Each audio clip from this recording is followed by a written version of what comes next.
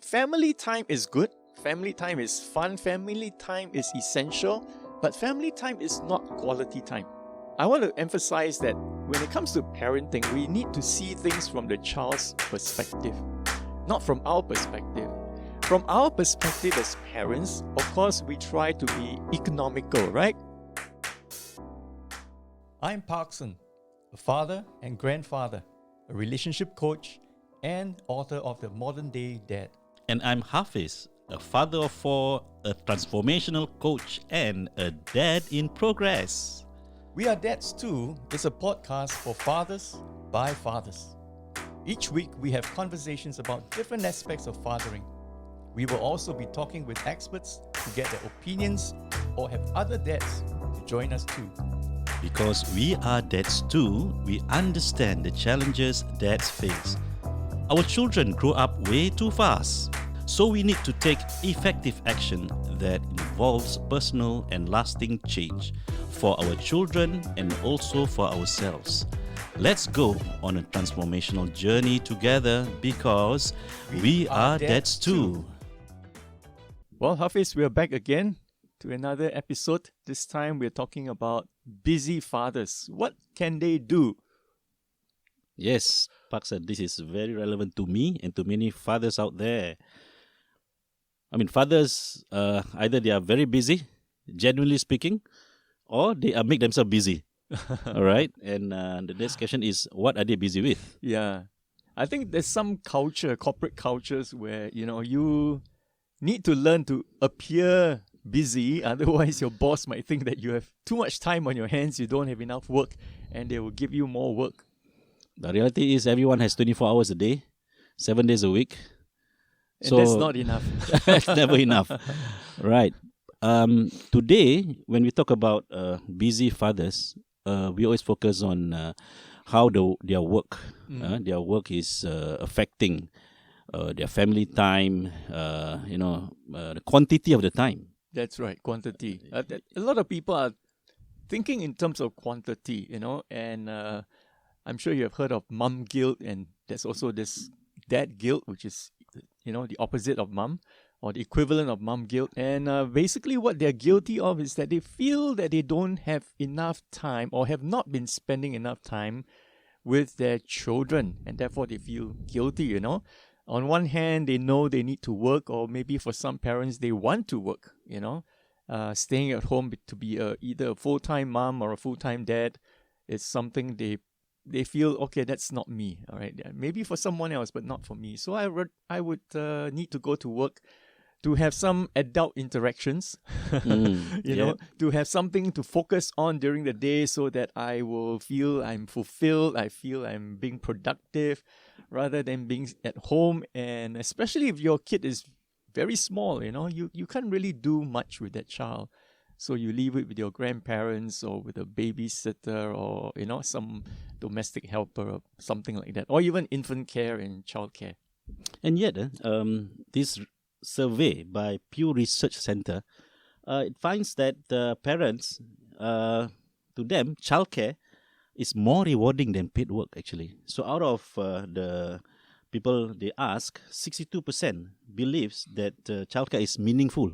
Mm-hmm. Compared to leisure, even leisure is 59%, housework 43%, and paid work, the lowest, 36%. So you're talking about what is meaningful to you for the time that you use every day. Childcare. Wow, that is quite interesting. And on the reverse, however, they also find that the most exhausting activity of the day is childcare. So 12% say childcare, all right, 7% housework, 5% paid work and leisure. So there's this dilemma that all parents or fathers experience. That tells me one thing. I mean, one way to interpret that data. Now, of course, probably that's not about Singapore. Yeah. I think in the case of Singapore, most parents or at least couples choose to work. 75% of families in Singapore are dual earners, which means both father and mother or husband and wife has a job, at least a part-time job, if not a full-time job. maybe it's out of necessity because of the high cost of living, high standard of living, and people just want to have more money. So one income is not good enough. So they need two. I mean, families like mine, we've been living on a one income for the last almost 30 years. It's very rare. Yeah, that's I thought you're comparing about probably the data that I showed is more general international data or American data, and Singapore data is showing a different perspective, but also shows that we Singaporeans, we are rather practical oriented. You talk about how do you find meaning, something that we really overlook, which I thought something that we need to be aware of in everything that we do.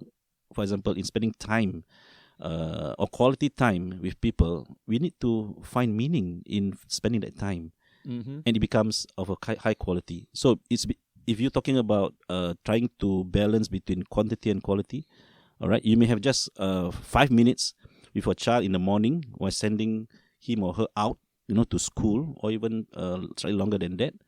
What do you do during that 5 to 20 minutes? Rather than wait for that 1 hour, one whole day, or the weekend, Yes. and say that I will organize something, in the weekend for them. That's right. And That's sometimes right. That's a highlight of the week, yeah? yeah. But there are pockets of time, daily, at certain point, dinner time, even sitting down watching TV, or having just passing by each other, say something which is meaningful. It is will ensure that you have that quality time, being having the quality time with your children. That's right. Yeah. That's right. I think in our lives where quantity of time is scarce, that means we cannot find that big quantity of time, and we always feel that we are not spending enough time. We wish that there would be more time. Then I think the answer would be in quality. Now, in the past, I've heard this argument, this debate, you cannot have quality without quantity, right? If you spend an hour with your child and you can hope that, you spend 1 hour with your child, you can hope that 10 minutes or 5 minutes is quality. Now, when I think back on that, and I say to myself, that's pretty random, right? What if out of that 1 hour I've spent with that child, nothing is quality? What happens, So how can I be sure? So I've spent a long time thinking about this, and I believe I've come up with the answer, and that is the 3 key ingredients of quality time. You want to know? Of course. Yeah, I like things in 3. Everything in 3, right? Yeah, good. That's Holy Trinity. Okay. Well, okay, let me share with It's you. more of easy to remember for me. That's right, not 5. 5 is a bit too much, especially for our old brains like ours. Well, okay, first one is, the first ingredient of quality time is to spend your time one child at a time. Okay. Focus on one. Focus on one at a time, right? Don't multitask. Correct. Now, family time is good. Family time is fun. Family time is essential. But family time is not quality time. All right. Now, quality, again, I want to emphasize that when it comes to parenting, we need to see things from the child's perspective, not from our perspective. Yep. From our perspective as parents, of course, we try to be economical, right? If I have 1 hour, why not spend it with everyone? Yeah. So family time, right? We go out together, we eat together, we go to the movies, the shopping mall, the zoo. We do it together so that we kill more than 2 birds with one stone. So if you ask our children which they prefer, that 1-on-1 time, or the 1-on-3, 1-on-5 time? Well, when you ask them, they might not be able to tell you. It depends how old the child is. But if you start by doing that, they will really see the value in it. All right. And they will look forward to it more and more. So one child at a time. Now, why I say this is because if you have more than one child, let's say 2, every child is different. Yeah. So imagine you're sitting as a family around a table, having a meal. One child would likely be more talkative, outspoken, opinionated, whatever. compared to the other one. So Mm-hmm. I'm talking about relativity. Yeah. So the louder one, the more talkative one, would kind of dominate the conversation, Of course. right? And then the other one would be very quiet and reserved, and would try to say something, try to join in the conversation, and often not successful. So they become very quiet, very reserved, and all that. Yeah, so that's one possibility, and I think that's happens quite a lot. Not in every case, but quite a lot. So with that in mind, I think for parents to understand that and say, well, to avoid that, even though it's not happening, I think every child would appreciate when his or her parents spend personal, special time with the child, one at a time. Because that becomes a safe place for that child, where the child can say anything he or she wants to, ask questions, maybe there's something quite private or sensitive and they don't want to bring it up during the family time in case the sibling will laugh at them and says, oh, there's a stupid question or things like that. Mm-hmm. So they want to wait for the right time where the child is alone with one or both parents and bring it up, you see. And by doing that, the parents are sending a message to the child to say, you are special, all right? And you are worthwhile for us to spend this one-to-one time with you. Yeah, I think the words that you say, personal, to have a personal relationship, personal communication with your child is very important. That he or she will feel that her issues, she's being given the attention. That's right. And Undivided attention. and that rapport that you create will create more trust, between you and your child. That enables you to go deeper into that relationship instead That's of when you're talking about in a group, you cannot really understand what the person has in mind, and the person probably cannot express everything that he or she has in mind. That's right. Yeah, I thought it's good. Yeah, so even quality for my family right now, of course, one of my children is already married. So when we have our family meal, for example, I have only my 26-year-old son and my 15-year-old daughter. One of them tends to be a bit more quiet, and therefore the conversation seems to be directed only at one child, Okay. So I do feel it, all right? Yeah. So that's why my wife and I, we need to make a deliberate effort to have a one-to-one conversation with the girl, all right? And the girl is more open when it comes to the mommy. Of course. Yeah. It used to be the daddy, now it's the mommy, all right? Yeah. Okay, so that's ingredient number 1. Now, ingredient number 2, this is so important for fathers. Be present. Agree. Okay, be present. Now, what prevents us from being present? Now, when we say present, means be there and be there. All right, Yeah, physically, body, mind, and spirit, not just body. Not just the body. Yes, usually the body is there, but the mind somewhere else. The mind is somewhere else, and exactly that's what I'm talking about. It's something called we bring work home. Okay, work follows us home. Number 1 is our mobile phone. Especially now when you have work from home, especially. Okay, that's another topic by itself. Yeah. If we have time, we'll talk about that. Right. We bring work home in terms of our mobile phone, right? Now we are contactable almost anytime, all right? Unless we have some discipline and some rules. Our emails can be read on our phones or devices, okay? Now, that's one source of distraction. The other source of distraction is in our minds, okay? We bring work home in terms of thinking and worrying. Yeah. We think about and worry about the work that's not finished. We think and worry about the deadline that is coming up. We think and worry about maybe I made a mistake. And then we think and worry about so many things, and this is called rumination. Have you heard of this word, rumination? Yeah, rumination, yeah. Yeah? Overthinking, something like that? It's thinking over and over again. Yes. It describes how a cow eats. I know they have a few stomachs, right? 4. Yeah. They have 4 stomachs. So a cow would chew some grass, swallows it, it goes into the first stomach, and then after a while they kind of regurgitate and then starts to chew it again, swallows it again, and then goes into the second stomach. Yeah. After a while, it comes out again and then chews. And so the process cycle repeats 4 times. Right. So that describes rumination. And that's what goes on in a lot of fathers' minds. They think about it. And that is what, can result in not being there, not being present when they are you're face to face with your child, but you're not there. Your eyes are blank, But the other scenario is the father probably thinking of nothing at that point in time.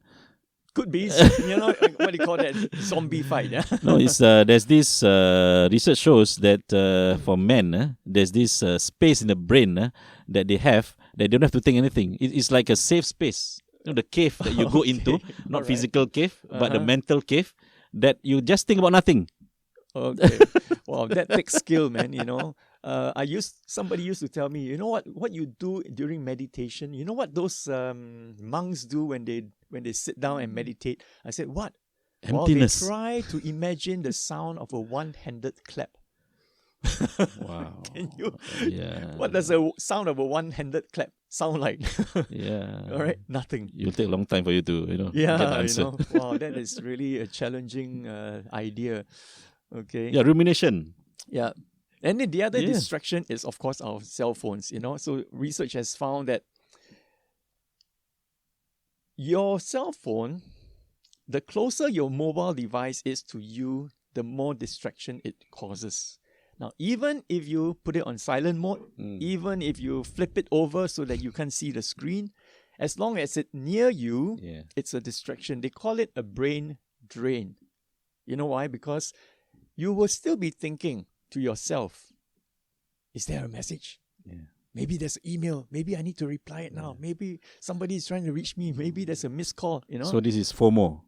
FOMO. You heard about that? Fear of missing out. Yeah, kind of.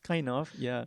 So this thinking goes on in your mind once in a while, and so researchers says that when you ask this kind of questions internally, it's already a form of distraction. It drains your brain capacity, a bit, so that it leaves you with less. You're no longer have 100% of attention towards your children.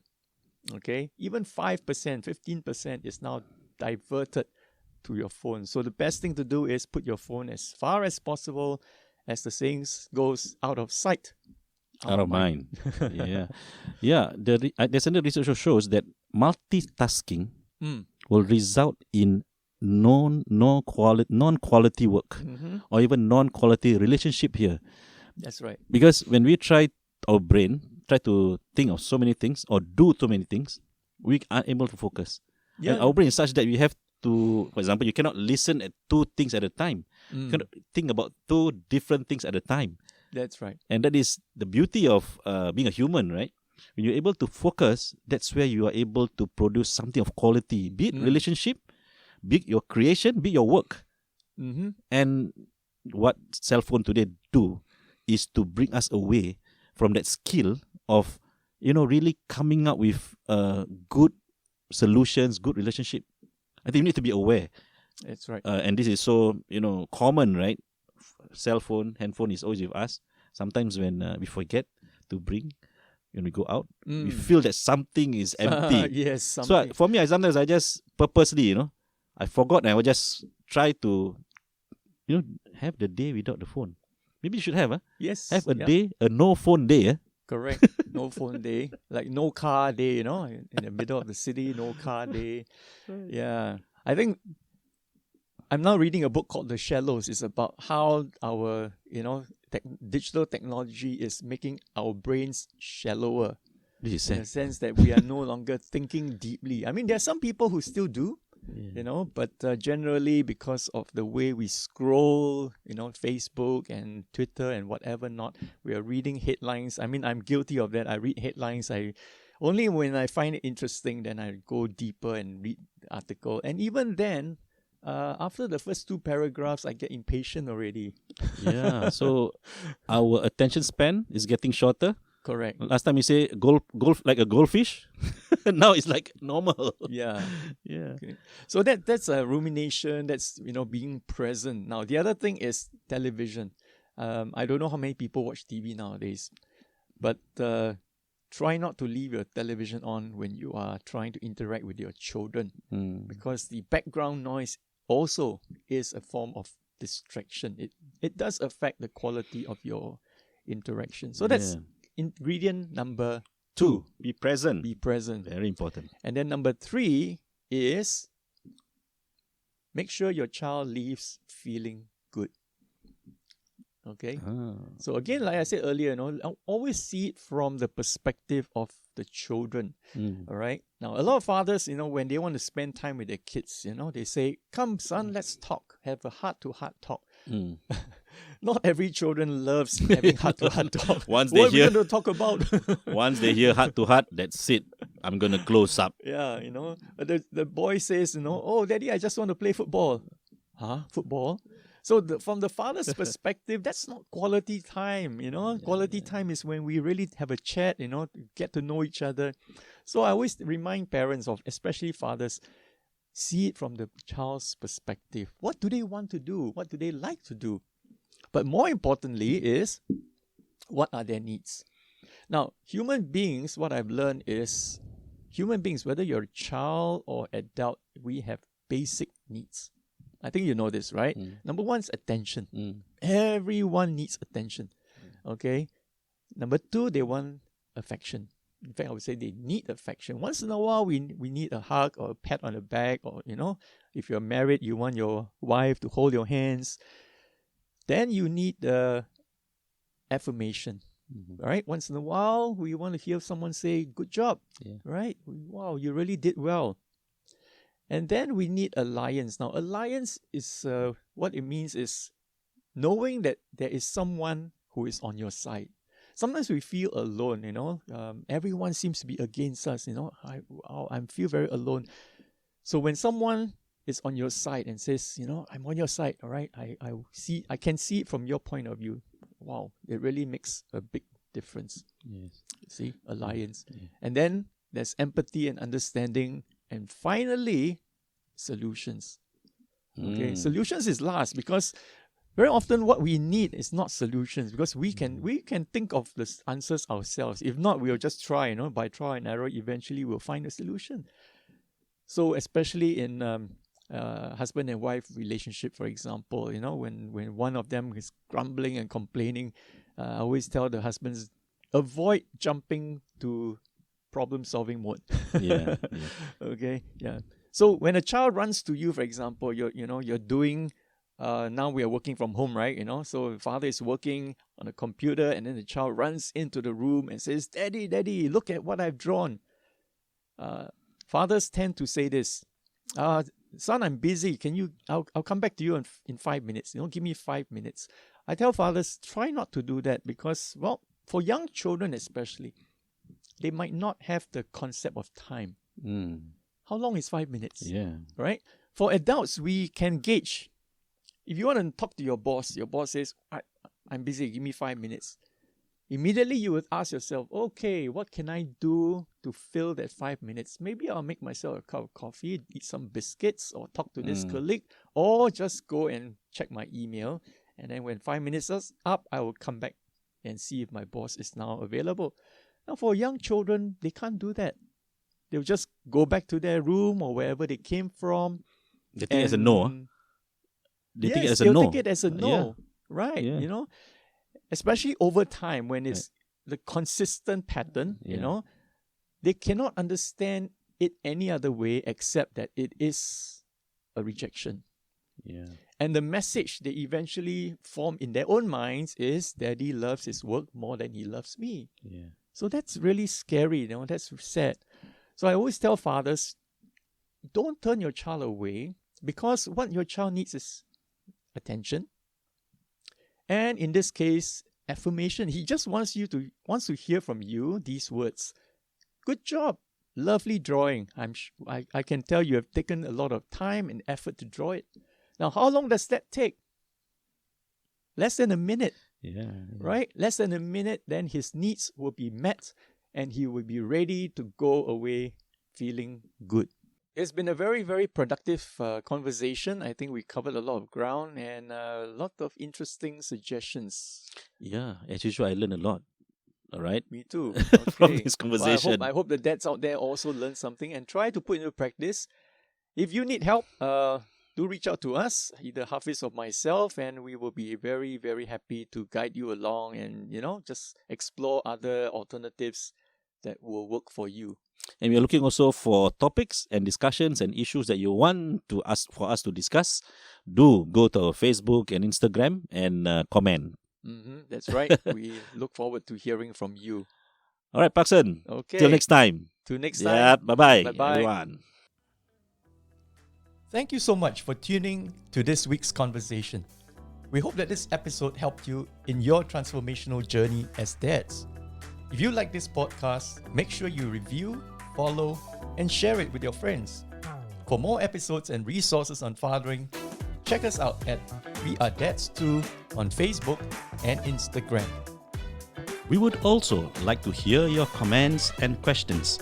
So, please feel free to share them on our FB and IG pages and also our Twitter, and be connected to other dads too. Until next time, let's take the next step to be the special dad we are meant to be. Take care and stay safe.